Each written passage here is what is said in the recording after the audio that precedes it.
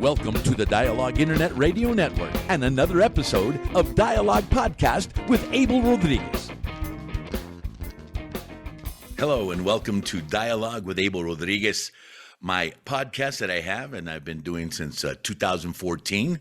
For background, for those of you that may be listening to me for the first time, I am a media guy from way back when I was 17 years old, when I began my career in media, working for a radio station here in town. I am from El Paso, Texas, and I did graduate from Cathedral High School and went to the University of Texas at El Paso, graduating in 1981 with a degree in mass comm, going straight into the media 2 weeks after I graduated, working as a stringer, as a video stringer for Channel 13 at the time before I turned to Channel 7.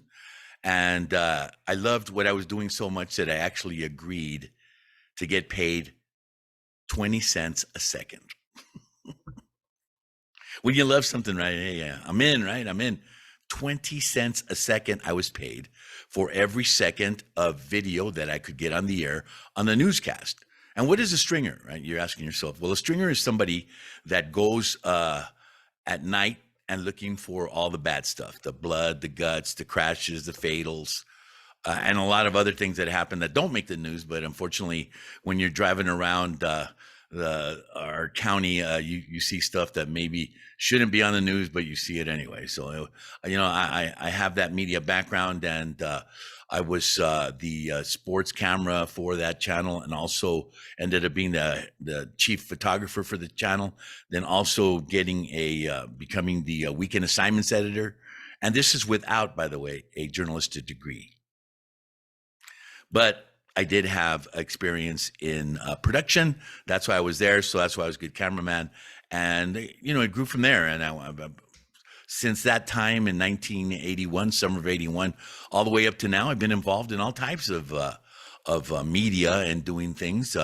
I went from there to, I went from 7 after a bout with organizing a union that went in but didn't turn out that well, and things happened. So I ended up going to Spanish broadcasting. Now, you say Spanish in El Paso, and those are the stations from Juarez and that kind of stuff. Understood, but the thing was that there was a group of 8 El Pasoans that started a station that broadcast in Spanish on the American side of the border. It was not located in Juarez. It was an American company. And it was called Paso del Norte Broadcasting, and they started Channel 26. And I started working in Spanish media before 26, actually. I was there 3 times in my career. Before that, I actually also worked for Canal 44 in Ciudad Juárez, Chihuahua, Mexico, for the Cavadas. And they were excellent people because they understood about doing production. They love to go out with cameras and shoot things and all that, which is wasn't the case on the American side of the border, somewhat, but not at the level that these guys would take it. And I was able to do a bunch of interesting things. And one of them was I started, convinced the University of Texas at El Paso, Mac Rhodes, shout out to you, brother, to try broadcasting minor athletics in the language of Spanish. And that's kind of how I got hooked into sports in general. I was a good photographer, and also being over at Channel 13 before it was Channel 7, I actually was the chief photographer in sports for the coaches shows for UTEP way back when in 1981. Fred Alvers, was there, and I'll remember his name in a minute. It leaves me. They were the sports guys, and because, believe it or not, of my graduating with a degree and getting into that industry, I was able to take my first commercial plane flight, to go cover the minors in Cheyenne, Wyoming. And it's interesting because when you play the smaller places like Cheyenne, we landed in Colorado and went across to Wyoming in a bus. So you still land, and then you end up in a bus for an hour and a half, and then you get there, and you cover the game, and and it's got a lifestyle of its own. It still is. I'm still involved in UTEP sports. I run a Facebook page called Mineros en Español, and we follow the miners. Right before pandemic, we were trying to get it back on the air as far as Spanish radio broadcast, and because of the pandemic, we're unable to do so. So that's something that's still pending out there in the future.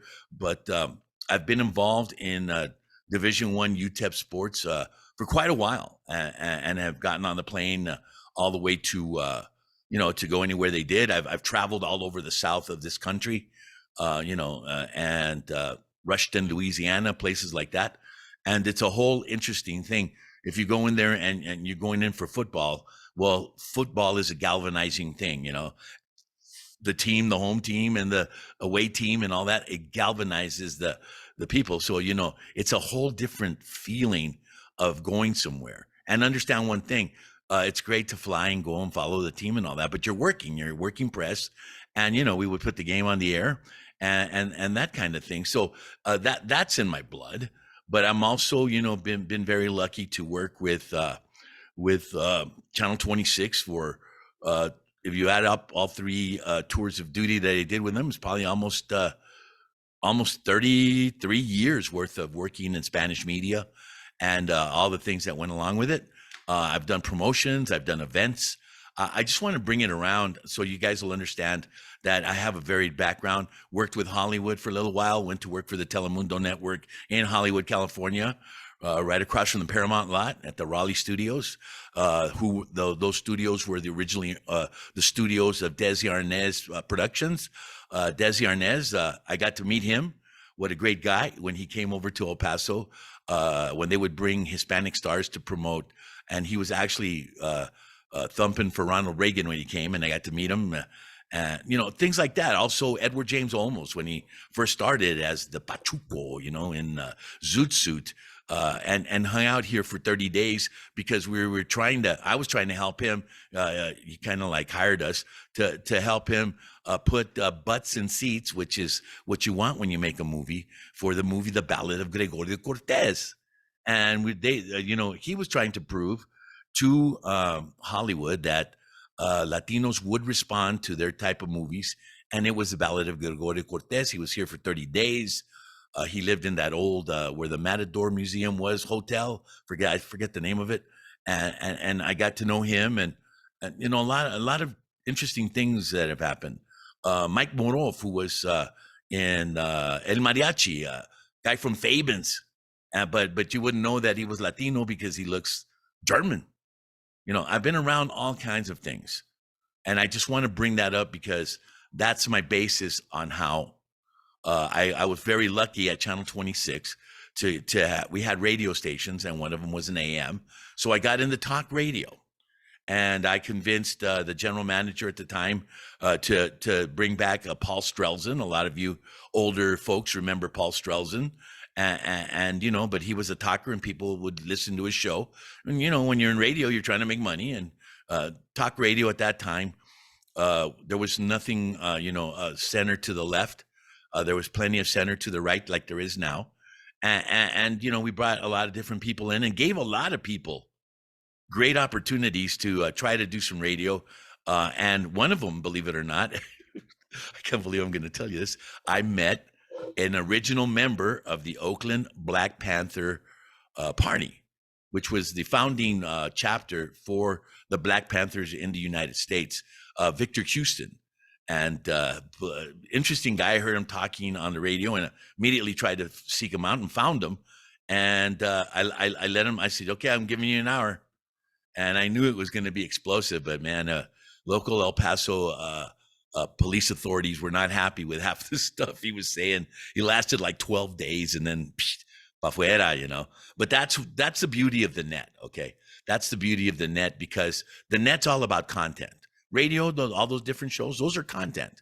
But on the net, you don't have to worry about a GM or a corporate VP calling you up saying, get him off, You don't have to worry about that, because I believe that you should be able to listen to content that is good.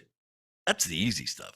But also content that is bad, and listen to it and in your mind decide well, no, these vatos are loco or they're not loco, you know.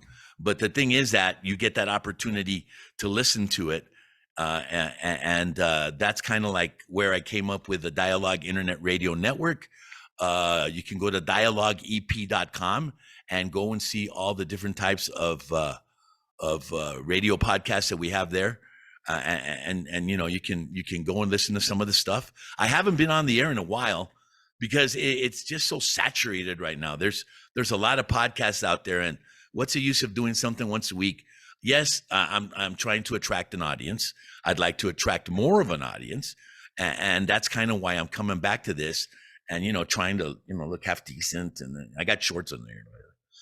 Look half decent and reach out again and try to create this audience, because I came up with this hashtag called voter revolution 2021, right? The voter revolution. And what does that mean? That means that everyone's talking right now about revolution. They're talking about civil war. They're talking about nuttiness, they're talking about fringe stuff, but they're trying to drag it to the center. So I believe that if that's happening, then you all should know that it's happening. And if you follow me, then you'll know that you can find some of that stuff on there and judge for yourself. This is about judging for ourselves, not having a red thing or a blue thing, decide, try to influence us, which is going on all the time in the net. The net is a wonderful thing when it was created. Now it has been weaponized by anybody that wants to weaponize it. And, some guys are really good at it. It's a big responsibility when you get 1 million followers and you actually got to be careful every time you click record and put something out there. So I'm back and, politically, I'll give you the story politically where I come from. I ran for precinct chair on the Democratic side here in El Paso County right after 9/11. And I ran against someone who had been the precinct chair here for quite a while. She's a very well-known Democrat. She's still around. Engels, I believe, is their last name. And I ran against her. And there you go. And what happened was, with the voting ballots, I won by 1 vote. See that? 1 vote. I am a living example that 1 vote counts. And how critical was it? Well, let me tell you, that lady, Jan Engels, was not happy that I beat her, especially by 1 vote. And at that time, they were still punching the ballots, the paper cards. And her and her buddy decided that they were going to go and pay to have the ballot box recounted. 1 ballot box at the precinct level recounted. And they paid.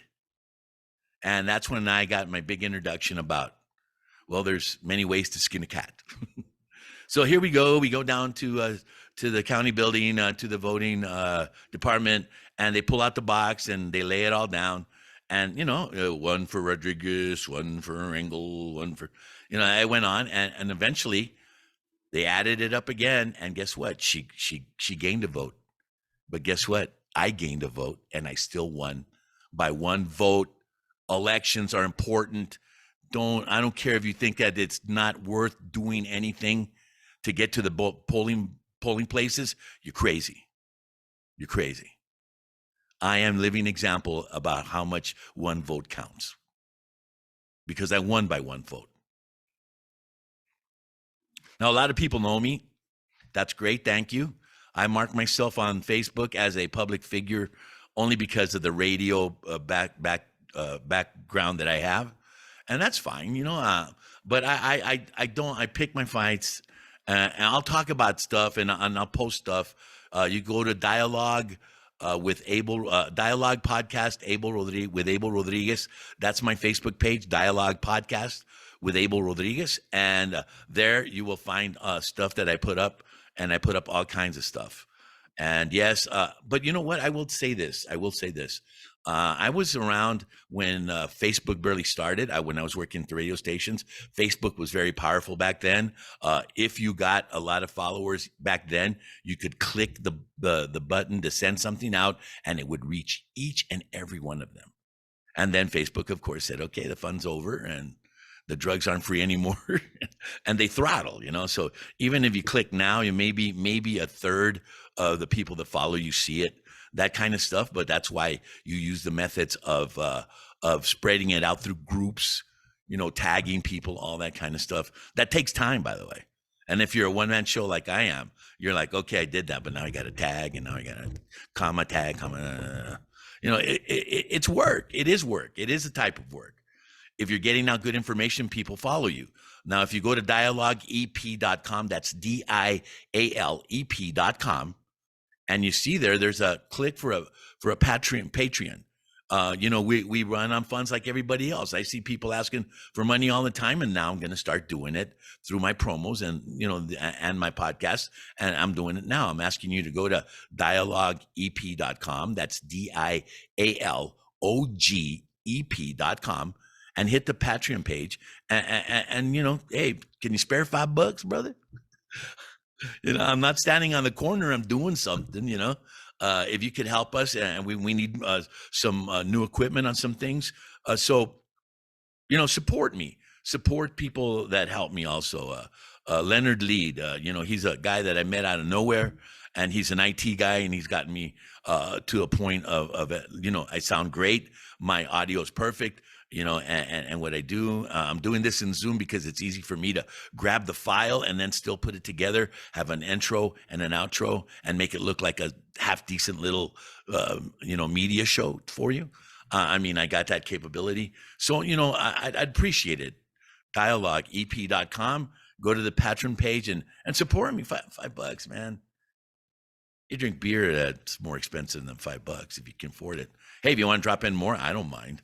But we do use it. I am a beginning senior citizen, so it's not like I'm got a full-time job like I did at Channel 26 and stuff's coming in. I'm making this a living, and I hope you'll be willing to follow me and help me out at the Patreon page on dialogueep.com.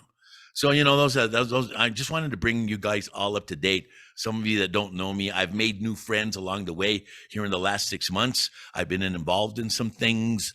I got called out by some people because of a podcaster that I had on, and they immediately, because mine is a podcast platform, I have different programs, so I'm like a network. So Dialogue Internet Radio is my network. On that network, I have sports. I have the Tony the Tagger Sun Bowl that we put on. I have other things up there. So the whole point is that it is something that if you want to be a podcaster and you want to reach out to me, you can go once again and leave me a email over at dialogueep.com and say, hey, you know what? I'm interested in podcasting, but I want to put up all the money. You've already put it up. You got a decent looking thing going here. So can you help me? And yes, I can. I'll take any new podcaster that's worth it, as long as you're not, over the top hate. It is a business, and that's how I look at it. So if you're interested, go to dialogueep.com and send me an email, or just get a hold of me. You can also direct message me on Facebook if you want. But so I had a relationship for quite a while with one of the podcasters, and somebody went to somebody else that knows me and said, what the hell's wrong with Abel? And I was, why would he go to you to tell me that? Well, apparently this podcaster,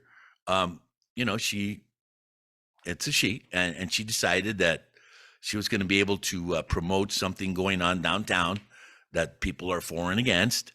And she went on the for side. And I have had people on since this issue started some 6.5, 7 years ago. Gilbert Guillen knows. I am for the revitalization of that area, not to knock it down. And this person, this young lady, she she took a chance and said, hey, what do you got to lose? was on the spot, was on the promotional spot for tearing something down, and I just couldn't have it. And that's the way it is. Plus, I also am in a new adventure with Vago Promotions, Victor Apodaca, and we're working on some things. And I just want to kick this up another level. And you know, and obviously as a business, make some money, because I am a small business guy. I'm independent business guy. You know, a sole proprietorship. You know, I pay my taxes. I do all that stuff, and I believe that using this medium, uh, I can help people. And a lot of people know that. When I was at 26, we did a lot of helped a lot of nonprofits, held the job fairs at the station, where people were saying, "Why are we having job fairs here?" You know, hey, Channel 26, when I was there at the peak, when we finally beat the local English stations in the English ratings, that's when I knew that we had arrived, and we did a lot of great stuff. So, you know, I mean, I'm not ashamed of anything I've done. But now, in this last couple of months, I learned about oh man, the Libre initiative. Oh, whew, man. You know what's funny about that is that, you know, people follow me, and they also listen to my podcast, and some of them, you know, like me, and some of the younger people like me too. And this one young woman went and told her boss that, hey, this guy's, you know, he's pretty straight off. And so they came and they seeked me out, and I put them on the air. And guess what they were doing? They were asking for signatures to a petition, and the petition was to keep $450 million from just going straight to UMC Medical, and saying that, hey, you know what? It should be voted on. And I went, wow, that's great, you know, and all the arguing that went on about that it was that our taxes were not going to be raised that much, and but UMC Medical on their line, if they did that, it was going to go up 22% on that line. There's 5 places that tax us, and UMC Medical is one of them. Well, all these different lines of taxing entities, they can change the formula and raise it a couple of percentage ratings, and then everybody has to readjust the formula. So every year, that formula of whatever it is out of the 5 total, UMC Medical comes back and says, well, you know, total wise, it's only going to be 2%, and yet on their line, it's 22%. You know, we live in a world where there's a lot of evangelization going on about, you know, follow the Bible, and, you know, pay attention and be good, and no abortion, all that stuff. But man, oh man, oh man, do they always violate that one commandment. And it's so simple. Thou shalt not lie. Now, thou shalt twist, thou shalt bend. That's what they're doing right now, but they shouldn't lie. And, you know, so now they're lying. So then it turns into a political thing about what happens is that the Libre Initiative, Carla Sierra, I believe, is the CEO of it. It's a nonprofit, and it is funded by a group of individuals called the Koch brothers, and one of the Koch brothers has already passed away. The other one's real old, but that's their foundation, and they fund. And one of the things that older Democrats really came out after me on was that, do you know where that money's coming from? Excuse me. And I go, they're funded.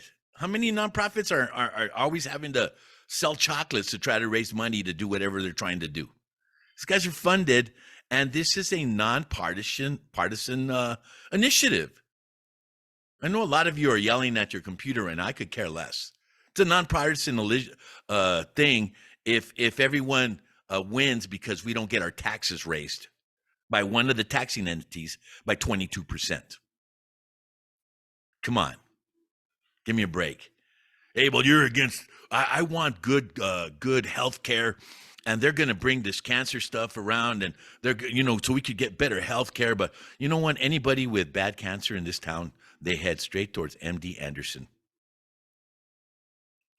And the hospitals in this town, by the way, they all have cancer wings. Las Palmas has a cancer wing. They all have cancer wings. Okay, and So these guys wanted to do better in cancer. Remember, these are the same guys that dropped like 7 clinics all over town, and now they want to get into cancer. And yet they thought that they could go and get these certificates of obligation, COs as they're called, and then they don't have to deal with voting or anything, because all they got to do is go have a bunch of meetings in the community, and then you also you put all the information you got out of those meetings, and you correlate it and you make it look real nice, and then you go to county commissioners and you say, hey, we met with a lot of people. Hey, we picked up this data. Hey, they're for it. Therefore, it would be a good idea to give us $450 million. There's no more money. I went and spoke. I went and spoke to the county commissioners, because what happened was, going back to the Libre thing and all the attacks I got, because they felt that the Libre initiative, had no business even being involved in this community, and calling them out. And what's the real motive here, Abel? Well, apparently the Koch brothers had this thing about trying to move minorities into the Republican Party, and hey, you know what, that's politics, man. They're still trying to move them in there anyway. But anyway, anything to put down what happened. Well, here's the deal. I'm gonna be honest and transparent. When I met them and I had them on the podcast talking about the issue, and I talked to them privately, I said, well, where are you? And they had very few signatures. And I was like, wow. And a very limited time to get 25,000 signatures that had to be certified before the issue could be put on the ballot. And they had a deadline and all that. And so I said, you know what? I want my taxes lowered. So, lower them, man. Let's go and let's get this done. And I had them on. They had some forums and stuff, and the people that came out to the forum, that came out on the forum, Ray Adalto, president of the Home Builders Association of El Paso. We had the head of the El Paso Apartment Association, and we had realtors talking about how this would, really mess with their business, because they, when you buy a house, there's the number for the house, and yet you got to see all the money that's dumped into that number, and it's taxes and fees and all that kind of stuff. But it would affect everybody. It didn't matter what color you were, if you were red or if you were blue. Didn't matter at all. It was a good thing to do. So what happens? They turn in 35 or 36,000 signatures. Okay, all you GOPers and local Democrats that have tried to do the old petition thing. Who in the heck in this town has ever seen an organization come up with that many signatures? And then they got vetted, and that they get vetted because some of them get disqualified. By the time it was over, I believe they needed 25, and they were at like 33 of the 36,000, which means they did the petitions right, which means that they organized in time with a small window and were able to get 36,000 El Paso signatures and turn them in. Kudos to you, Carla. Ain't never seen anything like that.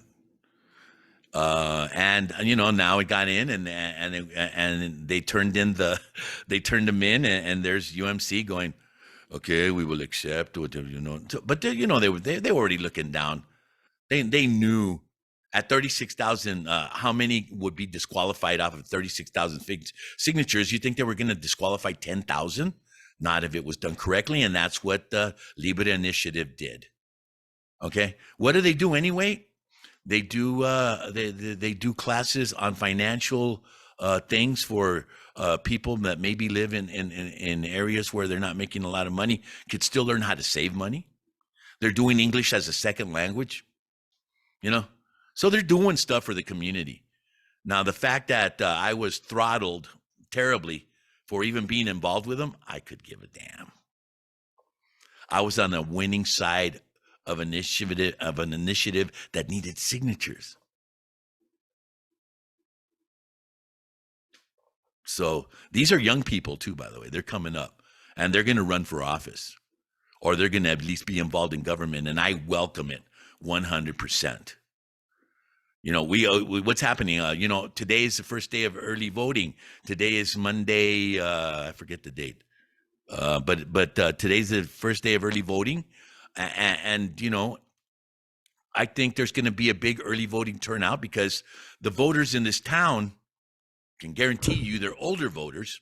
Guarantee you that, and whoever's running for election or trying to get votes for anything, they know that if they go after the young ones, it will have to be after they do stuff like going after the older voters, the regular voters, the ones that show up for everything. And that takes me to my next topic, which is I don't know if you got one in your. I don't want to get too much glare on it. Got one on from the city. This is called a mail out, a full color mail out, as you can see. And guess what, man? This stuff costs money. And the city, if you don't know by now, is calling this El Paso Community Progress Bond. It's got Prop A, Prop B, and Prop C. And if you notice that picture there, let's see, I'll get a little closer. There you go. It's a pothole. It's a pothole. All right. So Proposition A is about streets and roads. All right. And then Proposition B is about parks and rec. And then Proposition C is about climate action. All right. And these are the proposals that are going to be voted on November the 8th. Today is October the 24th. Early voting runs October the 24th through November 4th. And then Tuesday, November 8th is the actual election day.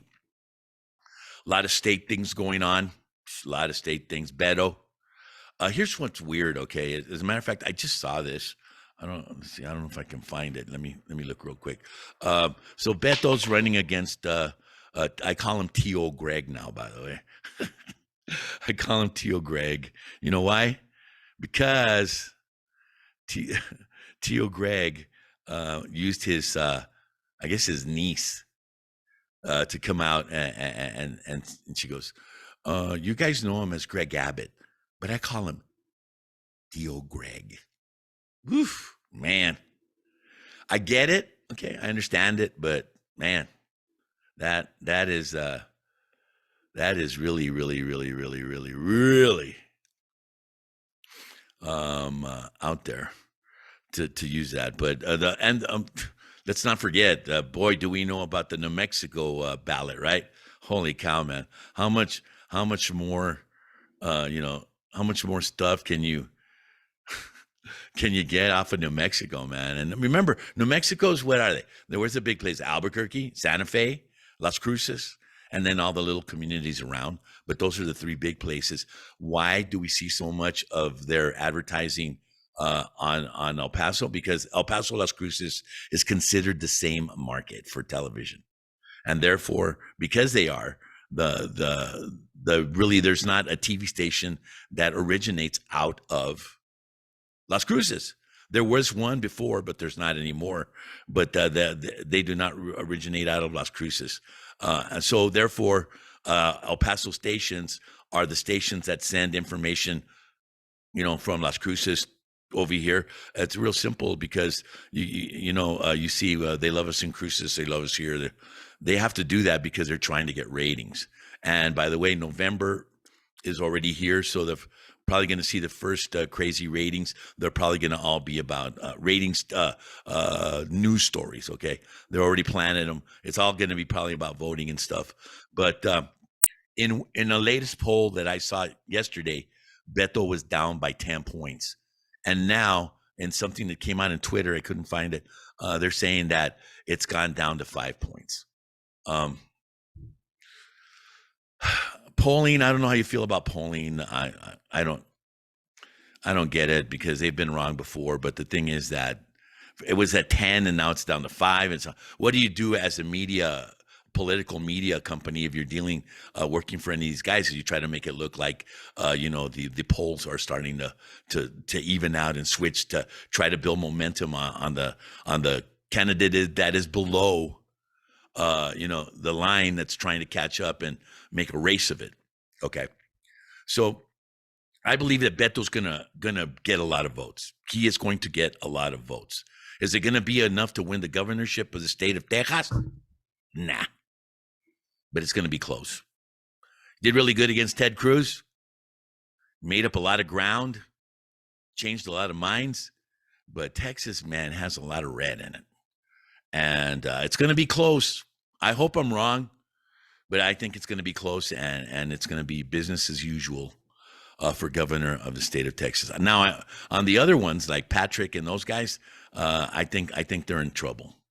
I think they might get beat out. But we're gonna have to wait and see. That's why we tell you November the 8th is the date of the election. Early voting started today on October the 24th, heading to November the 4th. Okay. Now getting back to this thing from the city. So Proposition A, okay. $237 million they want you to give them the nod on for residential roads, okay? $35 million for resurfacing of neighborhood streets, arterial roads, most traveled, $13.5 million for restructuring and reconstruction, right? Reconstruction of the top 30 streets in El Paso, connecting neighborhoods, new roadways, with connections at Airways and Wrestler and Montwood, traffic safety, traffic signals, intersection safety upgrades. Okay, so that's Prop A, $237 million. You know, a big problem here in El Paso is when you're on a side street and you're going to turn on to like a Trowbridge or a street like that, or even Montana. There's always something obstructing vision. Yeah. I look to the left and I see tree, and then I next thing I know, I'm scooting out slowly to see if I can see cars past the tree, and then next thing I know, my whole front end is sticking out with oncoming traffic. That's a problem. The traffic pacifiers, also known as the circles. I mean, I think they work good in some places, but I think we have too many, especially over in Central, close to where I'm at. But here we go. That's 300. What I tell you, 237 million. All right. Then we got Proposition B, Parks and Rec, $20 million. All Abilities Playground, regional community playground for children of all abilities. Additional shade structures, 8 more shade canopies, picnic areas, benches, and bleachers. Neighborhood improvement, neighborhood driven project funding, whatever that may be. That's just like a slush fund for come up with an idea and let's see if we'll fund it. That's 20 million, right? Is it 20? Let me make sure I'm looking at this right. Yes, $20 million for that one. Now, Prop C, environment. I think it's 5.5. I'm blind now, so forgive me. 5.5 million, I believe it is. Right? No, it's just 5 million. No, 3 million. I can't even read this thing. It is, I think it's 3. Anyway, it's in the millions. And it's called the Climate Action and Urban Energy Plan. Address flooding, rising temperatures, and water supply. Funding to make El Paso more energy efficient. Electric vehicles and solar energy infrastructure funding. Okay. The Parks and Rec, hey, we can always use more Parks and Rec. I mean, you can go either way on it if you want. So the only thing I have a question on is the neighborhood improvement thing, where it's neighborhood-driven projects funding, which is it's a fund. All right. Now on C, with the environment and the climate action and urban energy and all that, electric vehicles. Let's talk a little bit about electric vehicles. Great idea, by the way. I think in most cases, not a bad situation, but in the case of city vehicles or things like that. Man, right now I'm still against it because one of those batteries goes bad, and it's like it's in the thousands of dollars to replace the whole bottom part battery. All right. I don't think it's where it needs to be in order to make it efficient for the spending of government money towards getting them. You're probably going to get some. I'm pretty sure they're going to, hey, look, we got an electric vehicle. Great. But I think I think it's not where it needs to be yet to really put money in electric vehicles. Solar energy infrastructure. There's pros and cons on it. The biggest deal is as far as technology of where your solar panels cannot send the electricity to some collection unit that would be on your property where you could store electricity. There's some things that are happening, but it's not affordable like for all the people that have solar. So those are the propositions, and you're gonna have to vote for them. The total of the three propositions is $272.48 million, including a 2% reserve for public art funding as required by city ordinance. Out of all that money, 2% goes to public art. I like some of it, don't get me wrong. I was really upset with the Airways public on the freeway because at first it was like, what is it? And then what was cool about it is it had those fan spinners on the top, and then they broke, and no one has tried to even fix them. All right, but some guy got paid for doing that. All right, public art. It's got let us all. Hey, you got. First of all, let me say something about television covering city council. Not everybody watches television anymore. Not everybody watches television. Now, I know that the city of El Paso has its own Facebook page. They put out a lot of information, all that, but obviously it's going to be pro whatever they're doing. That makes sense. But we need to be able to follow and get information out to people about what's going on so they'll know. I mean, however you like to be what if you're like 25 to 28 around there, you land a good job here in town, and then you find out, hey, my girlfriend wants to get married. I want to buy a house. I wanted this, I wanted that. And then you get into it, and then you find out, and you start paying attention about all the BS that goes along with trying to have a good, normal, all-American house and an all-American life. Because there's just a lot of things. There's a lot of fees built into all kinds of stuff. The water, oh my God. Do you know that you pay $19 a month for the trash can? It's in there. Look at the bill. Why don't you just sell me one? And then I don't have to be paying you $19 every billing cycle. Little things like that, man. It gets to the point where you start paying attention because it's costing you money. It's costing you money. So I'm going to go ahead and end it here. I'm going to let you know that Voter Revolution 2022, the midterm elections are in the scope. And here is the deal about calling it the voter revolution. You have a bullet. Oh, look, it's there. It's called your vote. And you got to go pull the trigger on that vote and make yourself known, because we're not going to be able to afford much more when most of it has already been taken out. So I just want to show this. When I went and when they've certified the signatures, that Carla Sierra from the I always lose it on names, from the Libre Initiative, they went and it's certified, and she spoke there too, and I went up and I spoke myself. And one of the things I did is I just want to let them know with a visual what I think about $450 million going. Look,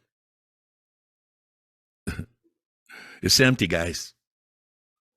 It's empty. It is empty. And, you're going to have to give me a little more time to make some more money and put it in the bank so I can pay more taxes. So I will be coming back. We are in election mode now. We're going to talk about city elections. We'll talk more about the state elections. And, if you want to leave a comment or send anything to me, you can. You can do it at Abel, A-B-E-L, at dialogueep.com.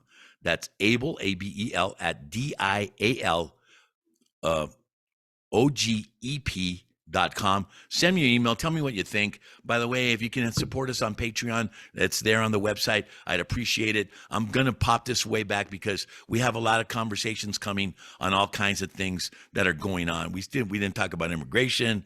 We didn't talk about downtown. We didn't talk about a lot of stuff. So, hey, have a good day. Thanks for watching. Like I said, if you can help me out, go to Patreon at dialogueep.com. Have a great day. Te guacho raza.